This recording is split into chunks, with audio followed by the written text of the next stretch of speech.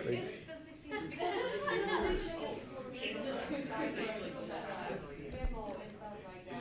live on YouTube. It is 12:30. So when you're ready. Yeah, I'm ready and I'll start recording. All right, ladies and gentlemen, here we go. Quiet on the set, please. Quiet. Quiet on the set. We're going live. And speed. All right, this is Bill Johnson. I'm at the University of Tulsa. This is the second presentation. The first one was process heaters. This one is process burners. And of course, I work at the John Zink Company. So we're going to talk about process burners today. Here's our objectives. I want you all to know the common types of burners, and I want you to compare and contrast premix burners versus diffusion or raw gas burners. Discuss the basic strategy of burner design. We talk about the 5 M's. Years ago, Dr. Reed used to talk about the 3 T's, but we've expanded that now under Dr. Bokel, and we're doing the 5 M's. And we're also going to talk about the basic strategy and the 5 M's. So let's get into it here. Types of burners, premix versus diffusion, burner design. What is a burner? Yeah, there's the first one, huh? What is a burner? It's a mechanical device to control a chemical reaction. That's what combustion is, right? It's a chemical reaction. You hear people talk about thermal oxidizers and flares and stuff, and they say, well, we destroyed this. No, you don't destroy anything in combustion. You just rearrange stuff, rearrange the molecules so you got something that's acceptable. You know, it used to be CO2 was acceptable. Well, nowadays they're even starting to say CO2 is not good, right? Remember your major components of flue gas. Anytime you burn a hydrocarbon, your flue gas is made up of CO2, water vapor, and what else? Usually nitrogen, right? Because nitrogen is in the atmospheric air and it goes along for a ride. So the major components of flue gas are CO2, water vapor, and nitrogen, right? Typically made out of steel and refractory, that's pretty easy. And it converts fuel into energy. What kind of energy am I looking for? What is energy? Is there much energy in that table right there? I don't think so. The molecules are all pretty steady, aren't they? Huh? So I'm looking for energy when I do this chemical or this combustion reaction. Combustion gives off energy in 3 forms. Light, you can see a flame usually, can't you? What's the other one? Noise. Can you hear a flame? Yeah. I mean, you ain't gonna hear you won't hear a little candle flame. But in big burners, big heaters, especially when the heater is unstable or in an upset mode, you can hear the flames talking to you then. And the other thing that we're really after is heat. Okay? That's why we're burning fuel, because we want to create heat, which is energy, and transfer that heat to the process inside the tubes. Or if it's a campfire, we want to cook our food. Or we want to warm up, okay? When your furnace comes on at home, it's 4 or 5 little premix burners in there, and they light up, heat up the air, right, that's going through the heat exchanger, and then blow the hot air into your house so you can heat your house. How do you think life was before combustion was discovered? Pretty bad, right? Hard to stay cold. You ate raw food, if you had food, right? But combustion is considered one of the greatest discoveries of all time. Nobody invented combustion. They discovered it accidentally. You've all seen, excuse me, you've all seen the movie about the early cavemen and how they traveled in groups and packs, right? Yes. And one person had a special job. And he had a container and he had fire in there, okay? And what happens if he lets that fire go out and they get to the end of their journey for the day and they're ready to camp and have food, get warm? If he's let the fire go out in his little holder, he's in trouble, right? So his job was the fireman. Keep that fire going through the journey so when we get to the campsite or we get to the end of the day, we can cook our food and we can have food or a fire to keep us warm. And what else did a fire do when the cavemen really had no basic weapons? It kept creatures and animals away, right? For safety, okay? Now, it didn't take man long to determine that he could come up with some pretty good weapons. You know, humans are the greatest predator on the earth, and it's because of these things right here. We can make weapons and we can hold them, okay? But in the early days, when they first discovered fire, it was real important to keep that fire going. Burners are put in all types of fired heaters. We talked about this on Tuesday. Many different kinds of configurations of fired heaters depending on the heater manufacturer and depending on the process. And we talked about burners that can be fired in many orientations. They can be vertically fired in the floor, horizontally fired.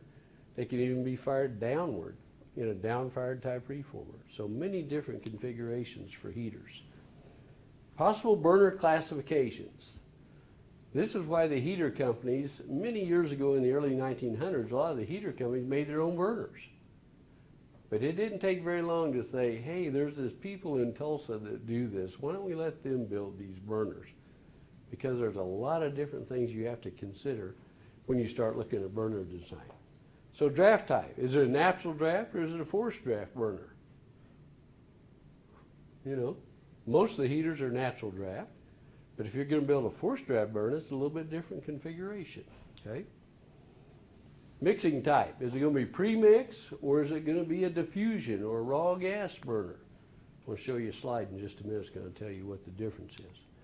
So burner geometry, there's all kinds of these things that we have to consider when we start looking at burner classifications. Nox emissions. Anybody know what Nox is? Huh? It's a pollutant, right? So what's the catalytic converter on your car for? Get rid of Nox, right? And you know, the refineries, especially in California, are heavily regulated on Nox emissions. And the reason the refineries are heavily regulated because the refinery is a stationary source. The local AQMD can go right into that refinery door and say, here's what you're going to do. So how about all these millions of cars running around? Pretty hard to dial in on that, right? But the purpose of the catalytic converter is to reduce your NOx before your exhaust goes into the atmosphere. So NOx is basically NO and NO2. And I think you probably already had a class on this. Inside the fired heater, most of the NOx, 90 to 95% of the NOx is NO, nitric oxide. But when it comes out of the stack, in a matter of hours or maybe days, maybe weeks, but eventually the NO, due to a photochemical reaction with ozone and sunlight, is going to change to NO2, nitrogen dioxide. Nitrogen dioxide is the bad actor. It's toxic, and it's a precursor to acid rain and all kinds of bad stuff. Any of you that live in LA for a while or have gone into LA, when you fly into LA, you fly through this brown cloud, right? Smog. Okay, well, NO2 is one of the precursors and one of the reactants that forms smog. So it's very important to control it. And low NOx burners are our main product and have been for almost 30 years. The tightening of emissions has been very good for the John Zink Company. Very good, okay? So NOx, low NOx, nitric oxide and nitrogen dioxide. So we have premix burners, we have diffusion flame, and we have burners that are combination. Years ago, everybody was firing oil, and they wanted combination burners that could fire oil and gas. Oil is much more difficult to burn than gas. Can you tell anybody know why? Why is oil difficult to burn? It's more dense. Huh? It's more dense. It is more dense, there's no doubt about that. But the thing is, liquids don't burn. Okay? Liquids do not burn. It's the vapors coming off of a liquid that burns. So in oil firing, you got to atomize it. You got to have steam or air or something to break up the liquid into a mist. Just imagine in your fireplace if you got a log and you put a match on the end of that log. How many matches are you going to go through before that log lights? A bunch. But if you take that log and saw it up into sawdust, okay, now how many matches? Boom, it goes. The same thing with oil firing. You atomize it, you break it up into several, many fine particles, and you increase the surface area tremendously. And then you light it and boom, boy, it goes, okay? Now, there's not many countries in the world anymore that fire oil. And that was because of Nox emissions, okay? The fuel oil, if it's a heavy oil, has a lot of what they call bound nitrogen components in the oil. And that makes what we call fuel NOx. Makes very high levels of NOx, 300, 400 ppm, when California, right now today, and Texas are trying to get NOx levels into single digits. So you can imagine a burner that does 400 ppm, 400 parts per million. That's still not a lot, but it's way too much for environmental conditions. In California right now, you basically have to have low NOx burners, and you also have to have what you call SCR systems, selective catalytic reduction units, which are nothing more than a big catalytic converter like you have on your car. Just a lot bigger and a lot more expensive. And that's one of the ways that California is stipulating that the refiners have to control the NOx. Okay? Very expensive. A big SCR unit is going to run $20 to $30 million to put that on a big heater. And then you got to change out the catalyst every year. So it's a pretty good, huge expense, but has to be done. Fuel type, gas fuel, liquid fuel, combination. Like I say, in the US, we don't sell many combination burners anymore because oil just makes too much NOx. Up in the Northeast, they have a lot of big boilers, or anywhere where there's a big boiler, where you might get curtailed on natural gas. Why do you think you get curtailed on natural gas in the wintertime? It's easy. What do most home residential furnaces run on? Natural gas. In the wintertime, you need a lot of natural gas for customers that are not industry, right? Home heating. So the big refiners up in the Northeast on their boilers and stuff, they get curtailed. So they have to have backup firing on oil to generate steam. So we got, here's your types of burners: premix, diffusion, and combination. That could be a test question. Name the 3 different types of burners: premix, diffusion or raw gas, and combination. So let's talk about premix burners first, okay? A premix burner, because it uses the energy of the fuel exiting out of a fuel orifice into a venturi or a mixer. And when that fuel exits that orifice, it has a tremendous amount of energy. It's very high velocity. It might be 700 or 800 feet a second coming out of that orifice, okay? So what it does is creates a low pressure area there and pulls air in to premix the air and the fuel. So pretty easy. Premix mixes the air and fuel upstream of the combustion zone, okay? Your home heating furnace are premix type burners. They use the energy of the fuel to pull in combustion air, okay? Here's a radiant wall type burner that would go in an ethylene cracking furnace. They're premix burners. And the reason they use premix burners in these big ethylene furnaces, because there might be 1,100 burners in a cracking furnace. And premix burners, because they use the energy of the fuel to pull air in, as you change firing rates, they automatically adjust the amount of excess air that comes into the combustion process. Because how would it be if you had an operator with raw gas burners and there's 1,000 burners and you tell him to go adjust the excess air? He's never going to get done, right? But with a premix burner, it does it basically kind of automatically. Here's another example of a premix burner. This is called an HEVD, which means high efficiency Venturi design. When John Zink names burners, usually we have some rationale behind the acronyms that we put on burners. Sometimes they're named for people that work at John Zink, okay?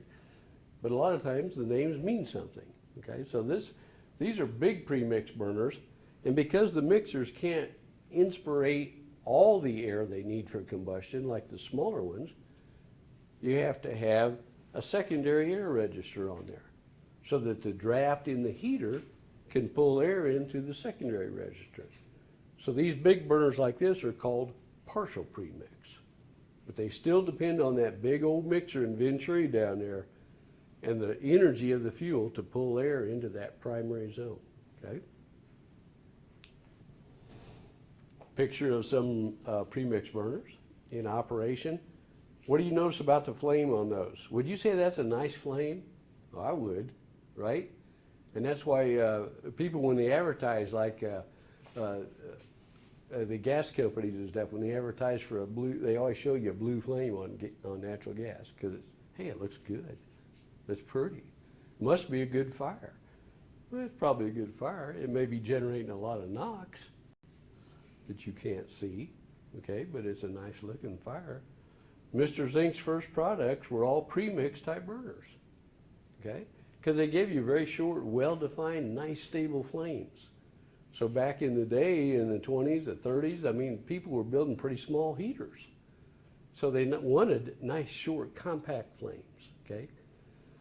But as we started to move into modern times and looking at Nox emissions and stuff like this, what we found out is these burners, oh, they're beautiful flames, but man, they make quite a bit of Nox.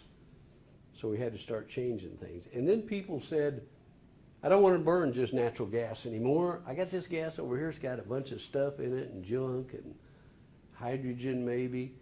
And now premix burners maybe didn't work so well. Premix burners don't like changes in fuel composition because it changes the pressure.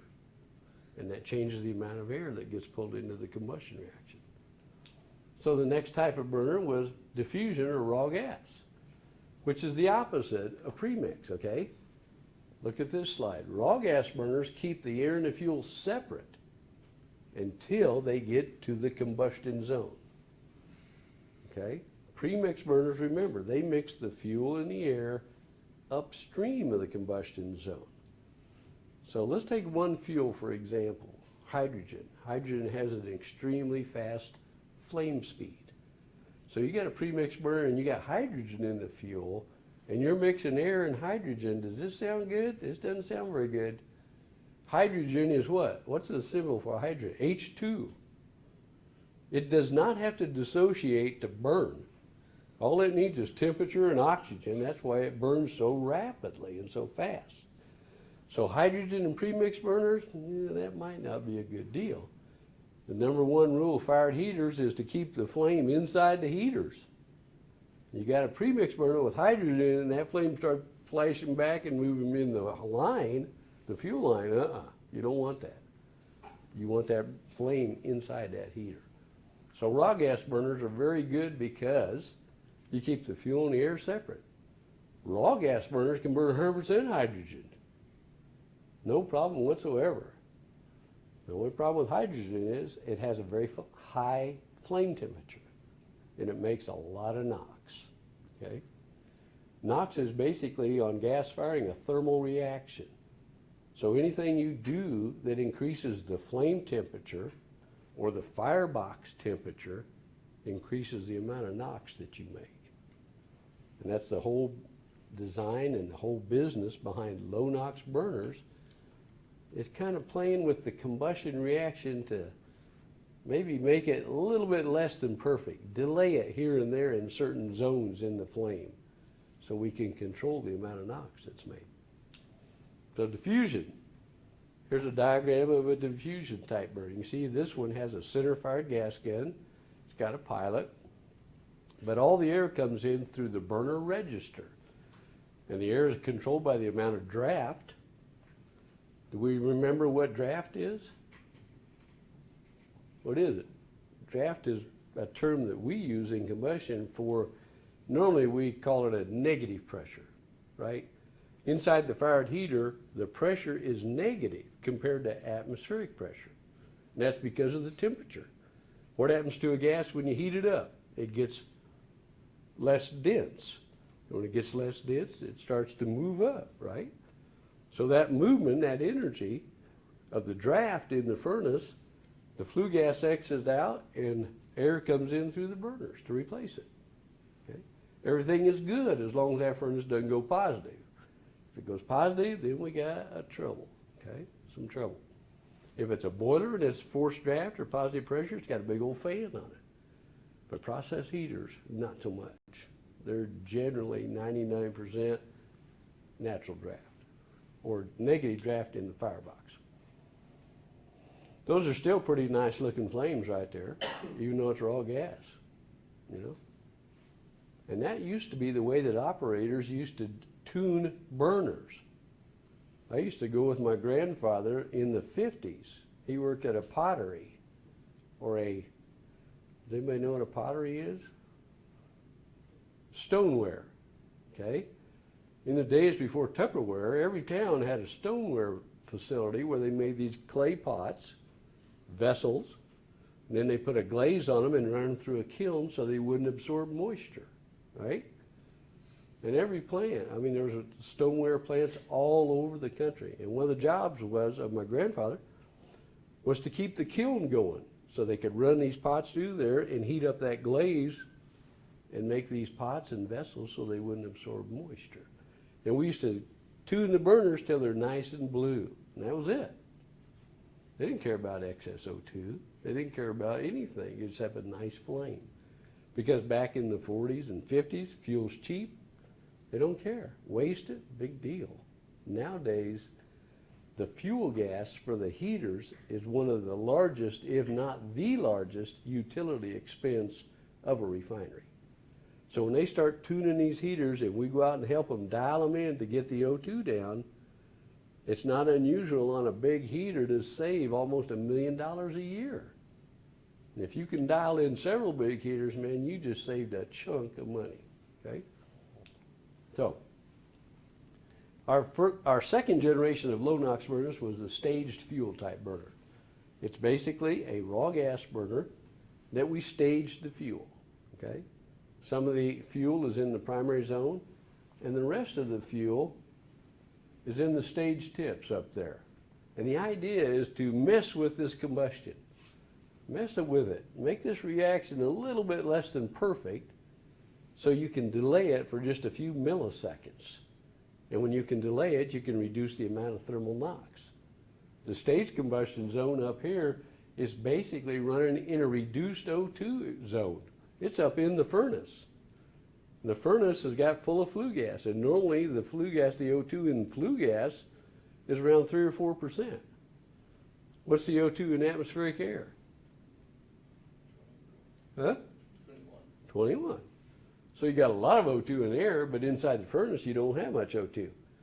So if you put some combustion up in the furnace somewhere where it's only 3 or 4% O2, guess what happens to the NOx? Boom, drops like a rock.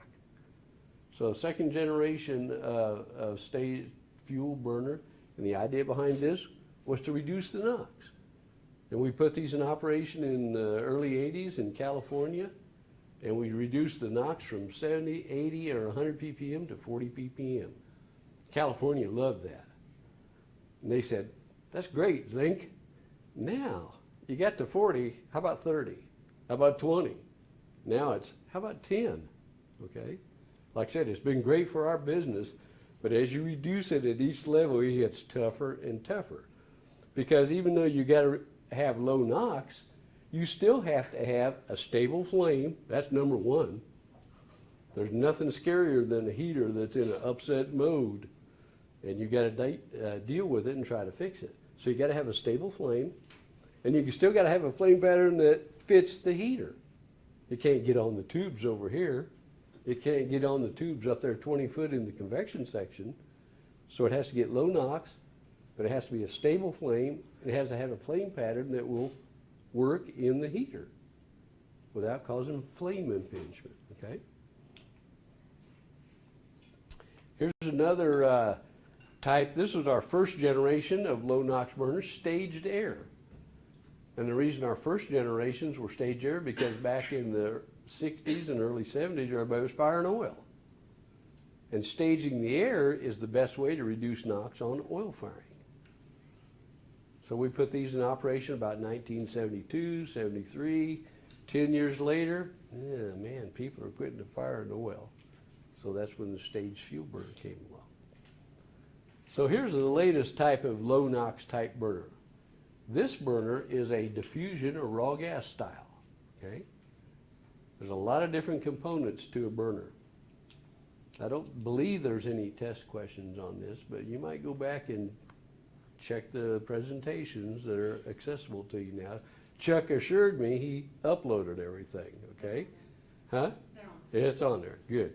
When Dr. Vocal says he did something, it's usually pretty much you can take it to the bank that he did it, okay? Here's a current burner, what we call an Infernox. We patented that name because what it means, Infernox means internal flue gas recirculation. Years ago, the power industry was all over this. They were doing it different though. They were taking flue gas out of the stack, bringing it back around to the burners and mixing it with the combustion air. Why would that lower your NOx? It cools the flame temperature, exactly. Remember what flue gas is? Basically inert.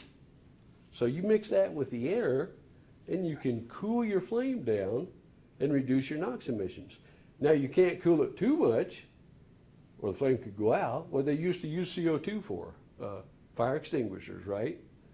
So you can't cool it down too much. You can't put too much flue gas in there, or you can have an unstable flame, or you can blow the flames out.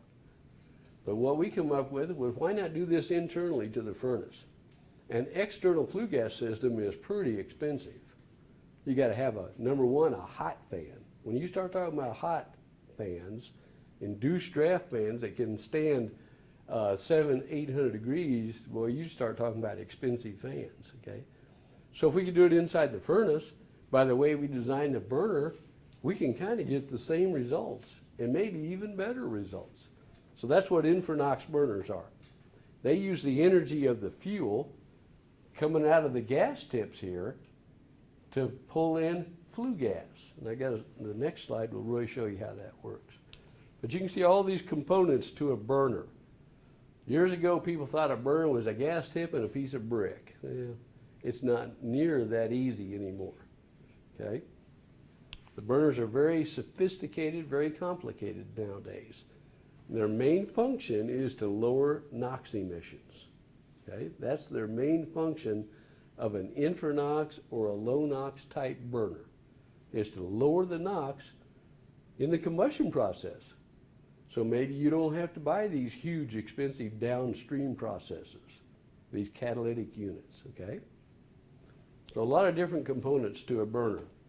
The burner tile is that big bluff body, that big gray area sitting up there. That's the heart of the burner. It helps shape the flame. It helps keep the burner stable. It helps reduce the NOx. The big old tile, and some of these tiles may weigh 300, 400, 500 pounds.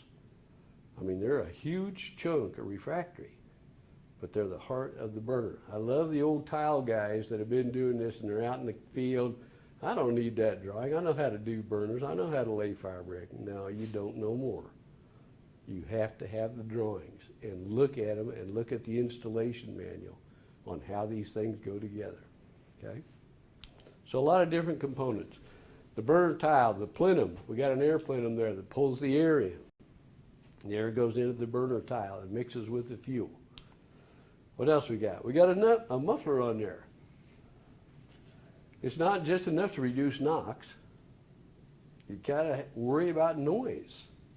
You know, operators don't want to be in an area where the noise is 110 dB for 8 hours a day. That's bad for anybody, okay? So we also have to worry about the noise. The things we have to worry about on burners is emissions from the combustion and also noise from the combustion, okay? So our burners are designed to do that. We have an air damper. Every burner should have some device to control the amount of air that's coming into that combustion reaction. If you don't have that, it's going to be difficult to tune your heater. In fact, it's going to be impossible. Many times we get called out to the field and the burner air dampers or air register don't work, the stack damper doesn't work, and all we can say is, you know, there's nothing we can do until you get this operational. And then we can help you tune your heater. So let's take a look at the next slide here to kind of tell you what an Nox burner does. You can see here in the inner zone there, that blue area is where we have a flame holder or flame retention device. The fuel, can you see the red fuel there? The ball's bouncing around there. The fuel has energy on it, and you notice all these gas tips, the main difference of low NOx burners or Nox burners is all the gas tips usually sit on the outside of the tile. Years ago, conventional burners had all the combustion in the throat. But on new burners, it's outside. And the reason for that is we want to keep that fuel away from the air. If we can keep that fuel away from the air for a few, 4 or 5 milliseconds, okay, we can design the burner so that we can reduce the NOx. So here you are, you're out here, you got fuel coming out of those tips at a high velocity. So what's it doing? It's pulling in flue gas. And the idea is to pull in the flue gas with the fuel and mix it before we burn it. Because now we've inerted the fuel, made it inert basically. It'll still burn once it gets up here to the top of the burner where the air is coming through the throat. But we put a lot of nitrogen and CO2 in that mixture now. That's going to help us reduce our NOx. Internal flue gas recirculation. So there we can see what's going on, okay? The fuel is pulling flue gas in on the outside of the burner. Now some of the fuel has to go into the throat of the burner to keep the flame stable. If we put it all on the outside with nothing in the throat to keep the flame anchored, then it wouldn't be a stable burner. It'd get great NOx, but it'd be extremely dangerous, okay? We don't want that to happen. So here you see what's happening. The fuel is pulling in the inert flue gas. The burner actually stabilizes right there at the top where that red ring is on that tile. We got to have it stabilized somewhere. Otherwise, we're just injecting raw gas into the heater, and that's not what we want. Then there's no control on the combustion reaction. It could burn or explode somewhere where we don't want it to, okay? So, how do you like that? Nox, internal flue gas recirculation. Anybody got any questions so far? Like, how did a bunch of cowboys in Oklahoma come up with all this stuff? Isn't that a good question? It's always been a question for me. How in the world, in Tulsa, Oklahoma, a bunch of cowboys come up with all this stuff? It's amazing. Is there a reason that some of the primary fuel tips look smaller than others on the slide? Man, you got a good eye. Like, that looks smaller? Yeah. It looks like a little... And this looks bigger? Yeah. And this looks smaller? Mm-hmm. That's an excellent question. Now let me tell you why we do that.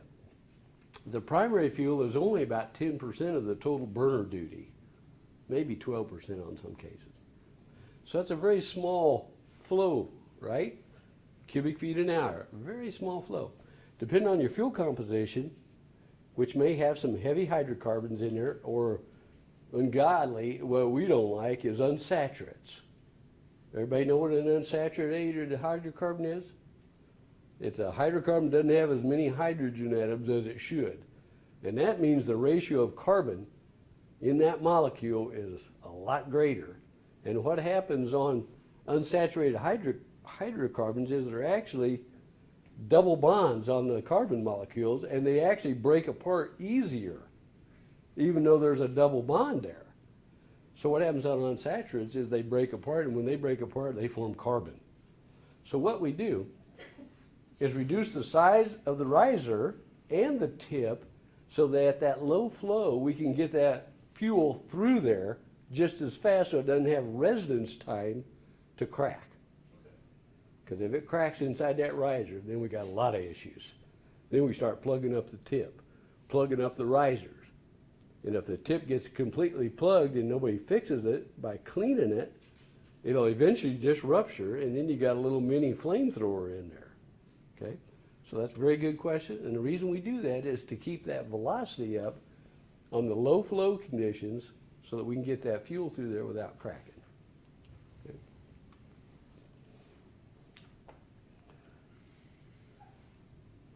This is an Nox burner. Obviously, we're inside the heater taking a picture of it. The heater's not in service. And it shows you the tile. It shows you kind of a pattern on the tile. You can kind of see those dark streaks on that tile. That's not carbon or coke. That's actually when the burner's operating and that fuel gas and inert flue gas is moving up the side of that tile. See, we don't want to burn it until we get to the top. And those dark patterns are actually just in the tile from being cooled compared to the rest of the tile, which is very hot, okay? So we're in there checking the tips, and we're looking at orientation. We're looking to make sure they're not plugged. Very important, the orientation on these tips, that they're orientated correctly to put the gas where we want it. So we can get low NOx and we can keep the flame stable. That's the big one, keeping that flame stable. Because you only got 10 or 12% of the fuel inside that tile throw. The original burners, we had 100% of the fuel in there. Yeah, we could keep it stable very easily. But when you only got 10, 12% in there, you got to make sure that burner's designed, installed correctly so that it will be stable when you start coming up.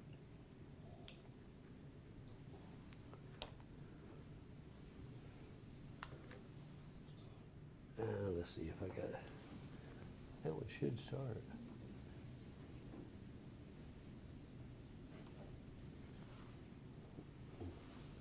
That should be a video. Huh.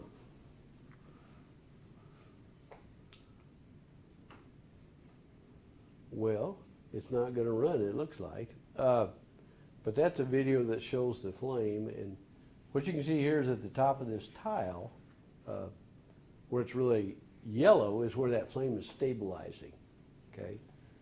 And the idea of this was to show you, let me see if I can go to,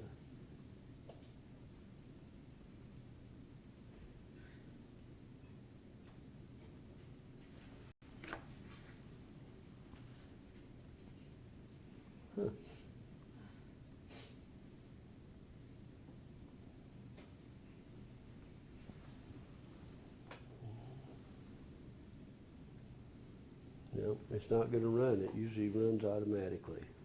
Okay. Well, anyway, that's our latest Nox type burner. It's called a Cool Star. And you can see the shape of the tile. Kind of looks like a star a little bit, you know. But that's the latest Nox type burner from John Zink. Okay.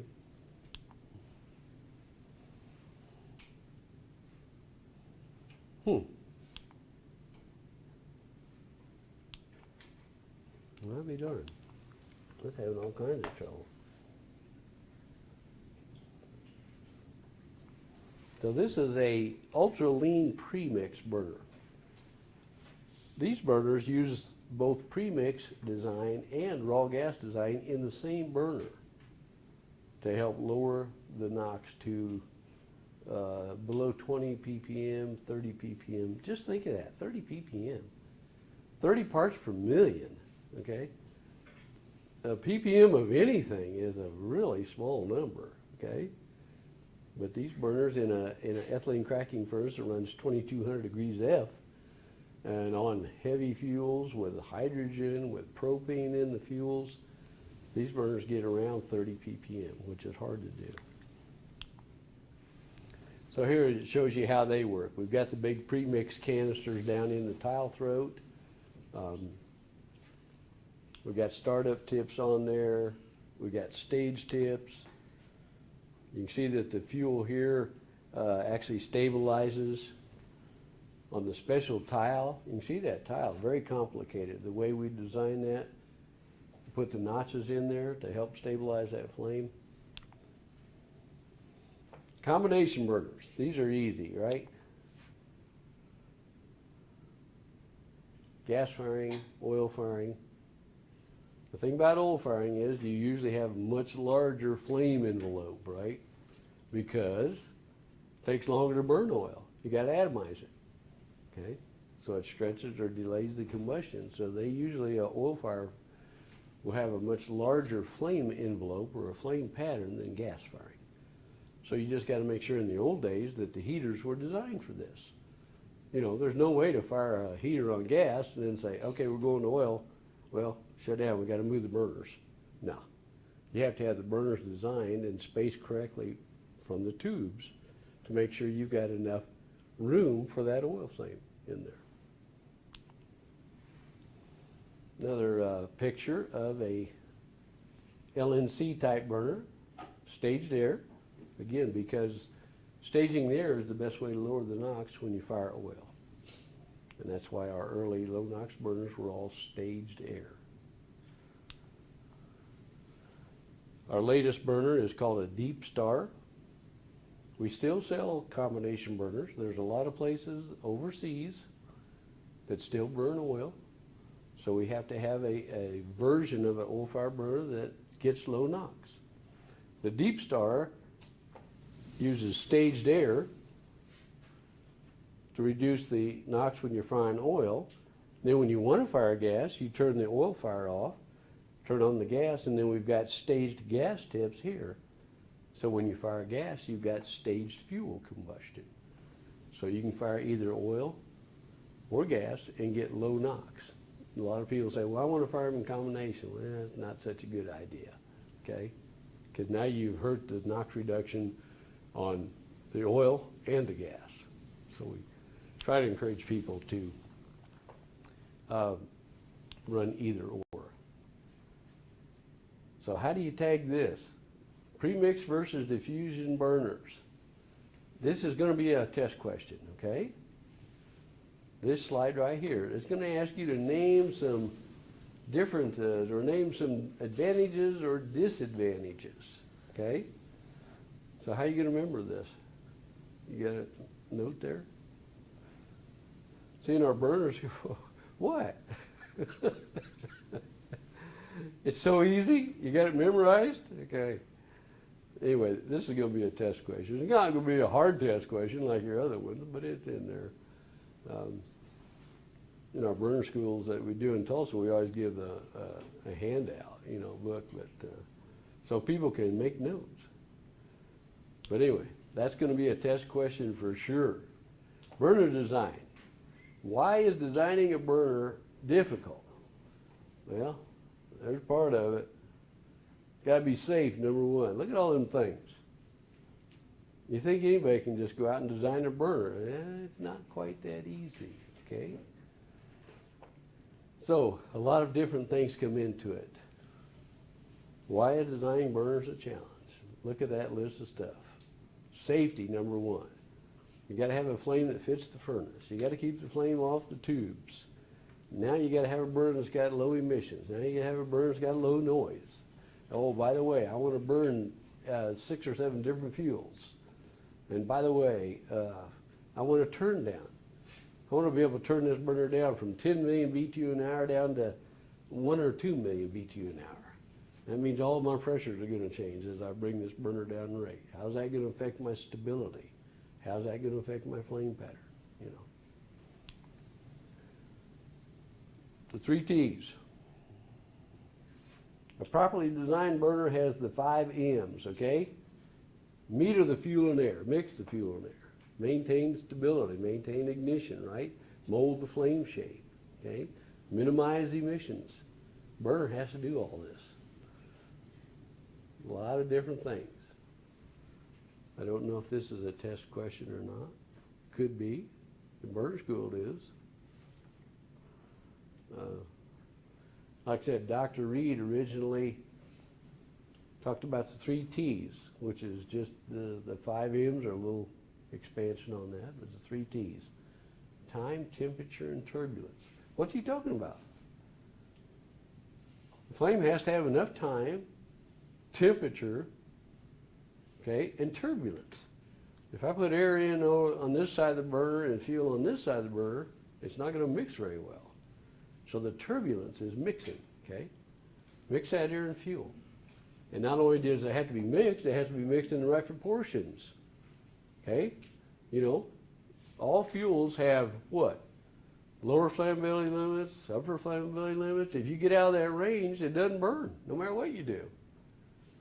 Hydrogen has a flammability range of, on a volume basis in air, of about 74% to 4%.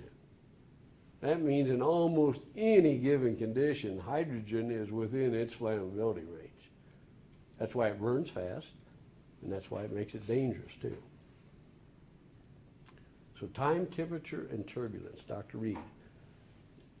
Dr. Reed was an honorary doctor. His doctorate, Dr. Reed, was an honorary degree given to Dr. Reed by the University of Tulsa because he did so much to advance combustion. He was hired by Mr. Zink in approximately 1930 as a draftsman. And he was hired on a temporary basis, and he just kept coming back for about 47 years. Mr. Zink never told him to go home, okay? Then he went from drafting to being the chief technology engineer for John Zink. When he died in the mid-'80s, he had almost 300 patents for combustion equipment. But yeah, I don't know, some of you may know Dr. Manning from here, okay? Dr. Reed and Dr. Manning used to work a lot together, okay? A lot. I think Dr. Manning just retired, didn't he? He's an adjunct now. He's what? He's an adjunct. I see. Yeah, not Wow. fully retired. Not fully retired. Isn't that amazing? Yeah, him and Dr. Reed, and of course, Dr. Manning always called Dr. Reed Bob, okay? And when I first hired on, I worked a few projects with Dr. Reed before he never really retired. He got hurt, he fell, and that was kind of the end of it. But he was like Dr. Manning. Dr. Reed said, no, why retire? I love this, you know. So that's what he did. But anyway, so we got to satisfy all these conditions. We don't want long, lazy flames. I don't care if a flame is long and lazy as long as it's stable and it's not on the tubes. But a lot of different things here. So here's the 5 M's. Let's talk about meter the fuel in the air. The way that we meter the fuel is the way we drill the gas tips. Customer tells us, I want this much duty, here's my fuel pressure, and here's my fuel composition. So John Zink, drill me up some tips that'll do this, and put them in a burner. So the technology of a burner is how we drill the gas tips, or oil tips, and how we make the tile. That's the technology of burner design.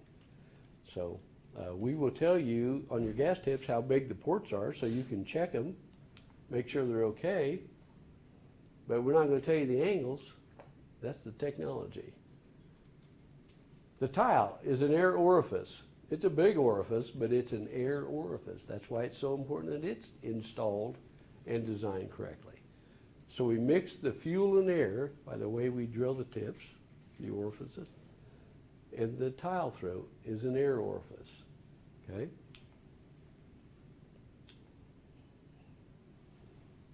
You see this blue area here is indicating where the air comes through.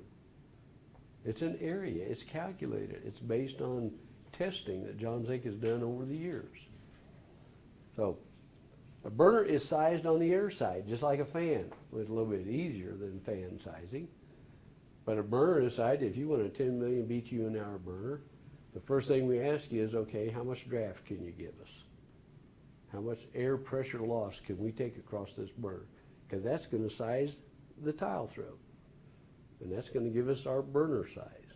So we size it on the air side first, and then we do the gas side. Once you get it knocked out or sized on the air side, the rest of it starts falling in place pretty easy. So a burner, one of the most common questions is, hey, can I fire this heater harder? Well, maybe. First thing you gotta look at is, can you get more air in through that tile throat? Okay? It's easy to increase the duty on a burner by just increasing the fuel pressure or changing out the gas tips. Or customers take our tips out and drill the holes bigger. Well, we don't like that. But it's easy to increase the duty on the gas side, but on the air side it's a little bit different.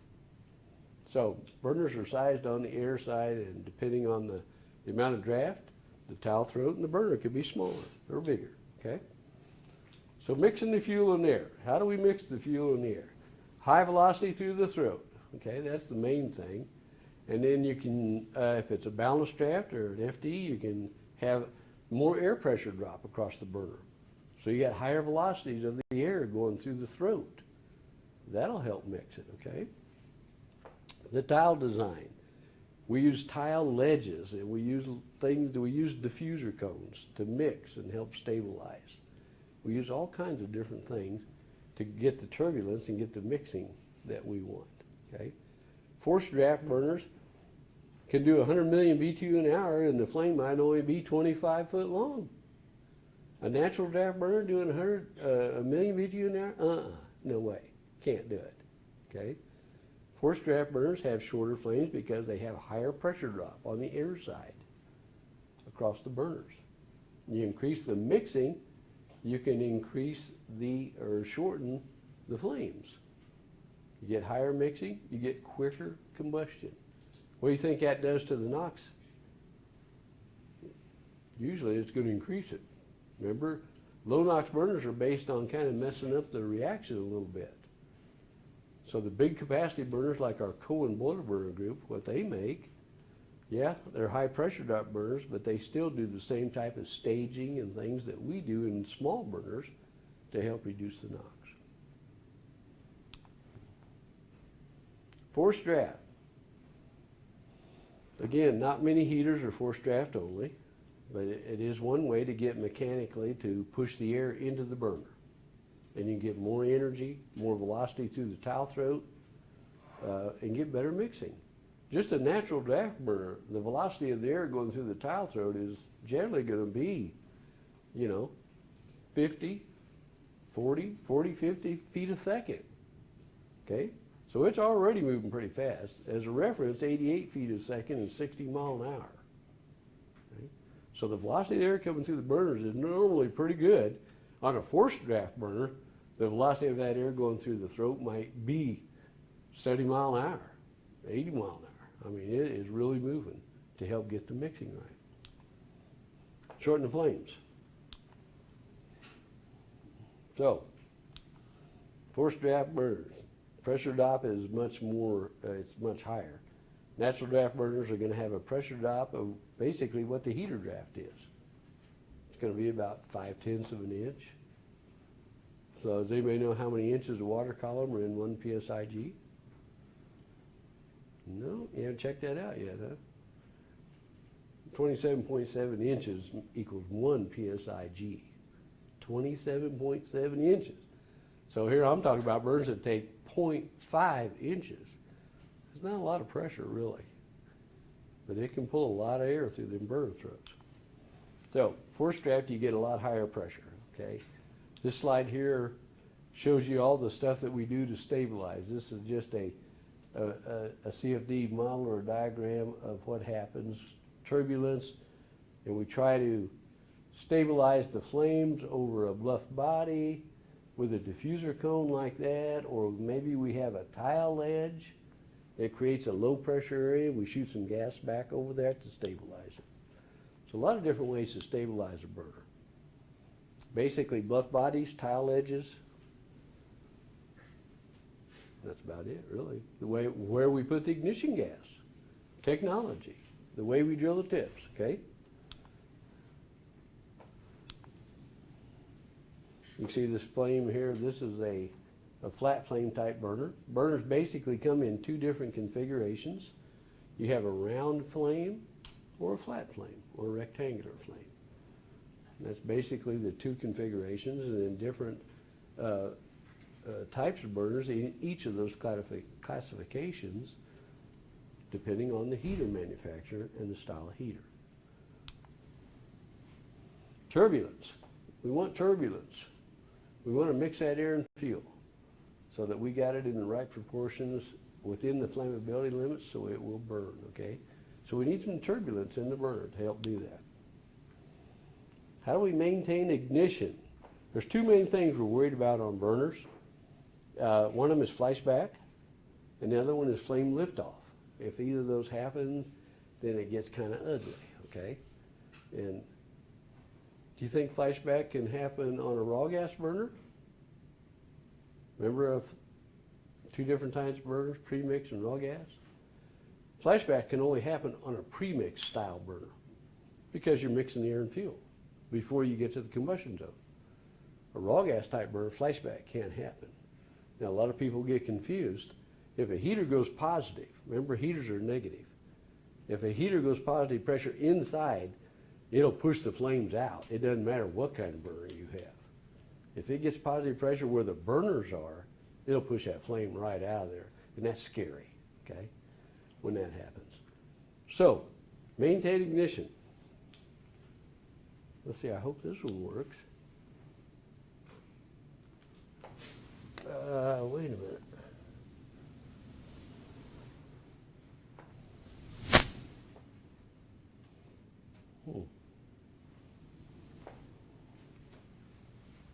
My speakers are on. I wonder if it's something to do, Derek, with the way we got it hooked up. These, I'm plugging the HDMI and plugging it back in. because these videos all work. But we're just a little while.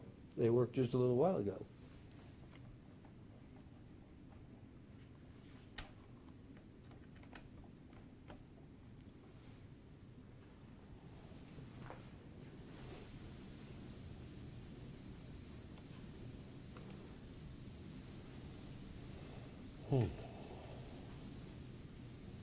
Well, what this was going to show you was that flashback. You can see the flame sitting there on the tip, and we keep increasing the hydrogen, and you can hear the flame pull back inside the burner, okay? And usually it's very loud. And depending on how violent it is, it could come out the burner, out the venturi end or whatever. So, whoa, what happened there? You switch displays. Huh? You need to extend your desktop onto. Well, this is not good at all.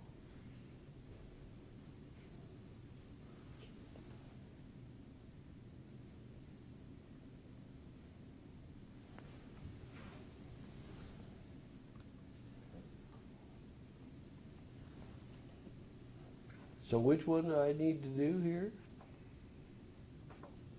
That should be, Restart your power, your, go back, remember your slide right there and exit that, go back into it. There you go. now do it. You'll have to punch up one of your slides.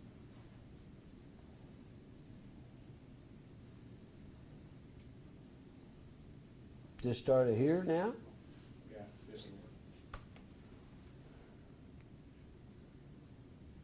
There you go. Yeah, it's too bad that video ain't working. That's great. But anyway, premix burners can flash back, especially if there's hydrogen in the fuel, because remember, hydrogen has very fast flame speed and a very wide flammability range.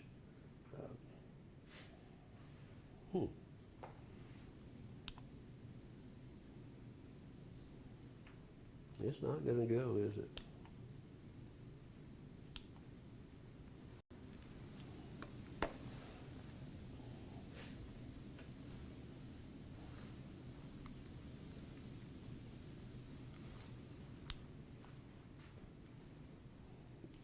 These are all videos. The next one is a video.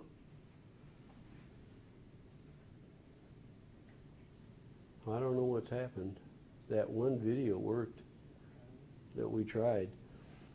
This is an unstable burner, and what it shows you, the video, is you can see the blue flame here, but you can see the flame it comes and goes. And when we look in heaters, you know, we're looking at a lot of things, but when I look at a burner, I want to see the flame in that position or that location all the time. I don't want to turn away and look back and that flame's gone.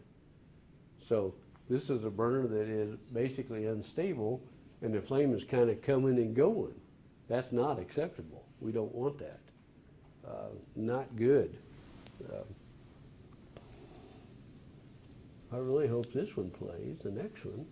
We're videotaping right now. This is a burner in an unstable mode.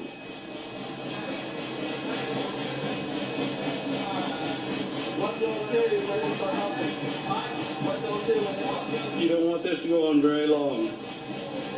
That's what we call pulsation, okay? That's just a single burner. You can imagine a whole heater doing this. I mean, that heater is talking to you, and it's breathing, and it's huffing. Okay, so that's a very dangerous situation. I mean, I've been in places where I get out of the car 100 yards away, and I can hear this heater doing it, and I'm going, geez, I don't want to go out there. But you got to. Somebody got to do something, okay? Walk into a control room, and all the operators are in there, and they say, we're not going out there. Well, you got to go out and start making adjustments, or you're going to blow it up, okay? So what do you want to do? You want to go out there and let's start doing some stuff? But anyway, you can see why that would scare people, okay? Like I said on Tuesday, controlled combustion is a beautiful thing. We all like to sit around a campfire, right? Yeah. But uncontrolled combustion like that, with a whole heater doing it, I mean, that is a scary deal because you're about ready to lose that, okay? That chemical reaction is just about ready to get away from you. And if that happens, man, then it is extremely dangerous, okay? So, pulsating burner, not a good deal. We're videotaping right now. This is a burner in an unstable mode.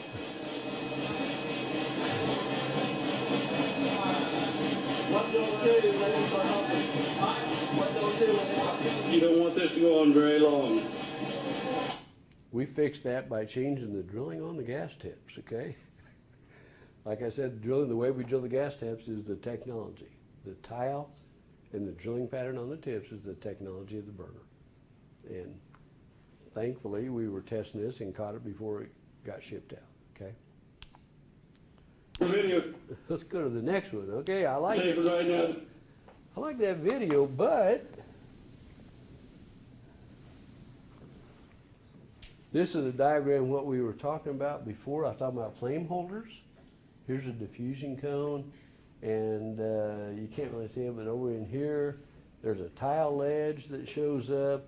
Something, a bluff body, okay, to move the air or get it out of the combustion zone so that the air goes around the stabilization point so that the flame can stabilize. This gives you a good indication of it. Burner tile ledge, okay? Creates a low pressure zone there so that we can stabilize the flame by shooting some ignition gas back over it. So how do we mold the flame? We mold the flame by the way we drill the gas tips and the way we design the tile. Rectangle tiles, round flame tiles. The tile is the heart of the burner, and that helps to mold the flame.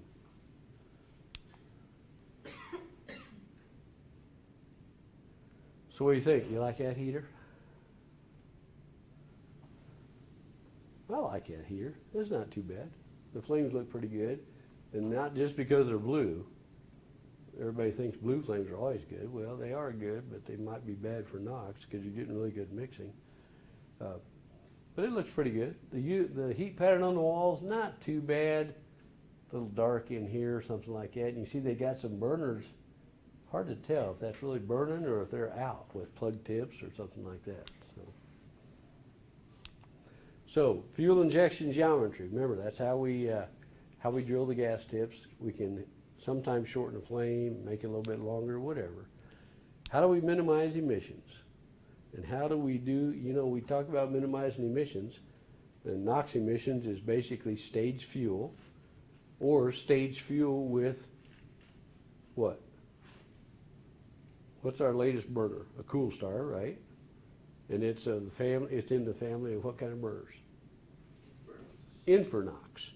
And Infernox burners are basically staged fuel with internal flue gas recirculation, okay? Burner noise.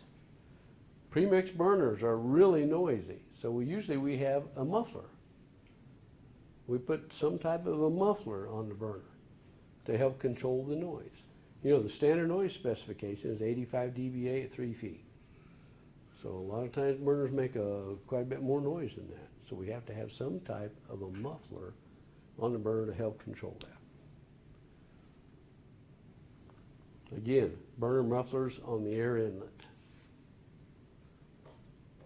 NOx, why is it regulated? We talked about this real early. Why is it regulated? It's because it's toxic. It's because it'll kill you. Because it's a precursor to acid rain and all kinds of smog and nasty stuff. Okay? So what is nitrogen dioxide is NO2, right? Okay. So when you go to the dentist, you better hope he knows the difference between what? NO2 and N2O, right? Because if he gives you NO2, you're not going to be laughing and having a good time like you do with N2O, okay? So that's why we control NOx. Here's the generation burner NOx. We started out with the conventional burners that do 100 plus ppm. Staged air dropped it down to about 70. Staged fuel dropped it down to about 40 or 50. And now the latest stuff, we're trying to get down in single digits and stay there if we can, okay? Very difficult. But it's been, like I said, it's been very good for our business. What kind of burner is that? Huh? Raw gas, isn't it? Or diffusion? Remember? You keep the fuel and air separate before you get, until you get to the combustion zone. How about this next one? That's kind of a little picture, but you can see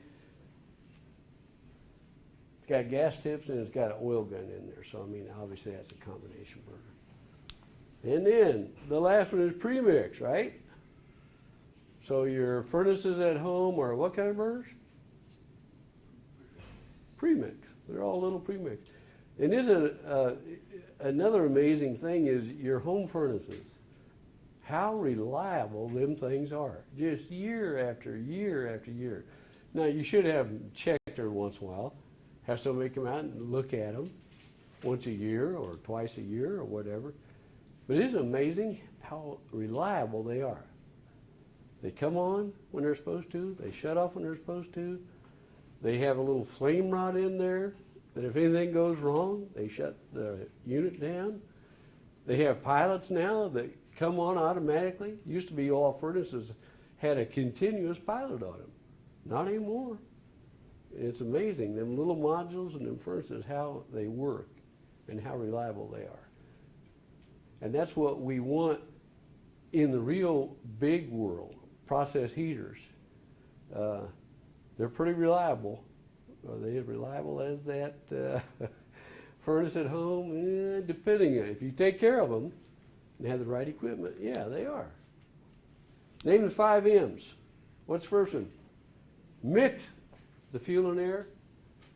Okay, if this is a test question, and I think it will be, okay, don't say mix, meter, mold, spell it out, write it out, okay? Mix the fuel and air, okay? Meter it, mix it. Maintain ignition. Don't just say maintain. Maintain what? Okay? And finally, what's the next one?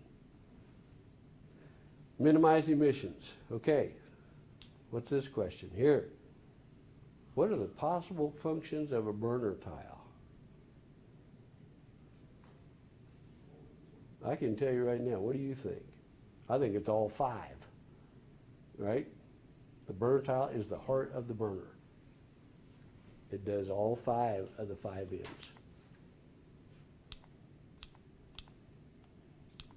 So the old contractor that walks up to you while you're at the site and says, I know how to lay fire brick. No, you don't. You have to have the burner drawings. You have to have the installation operating manual, okay? Any questions? Process burners.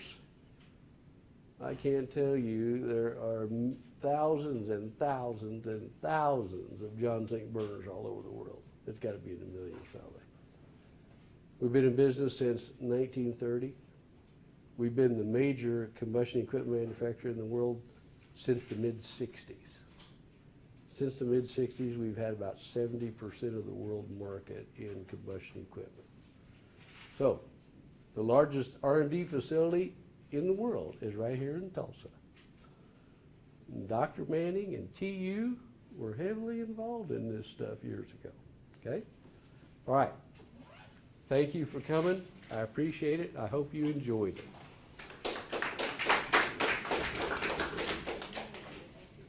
Don't forget your homework.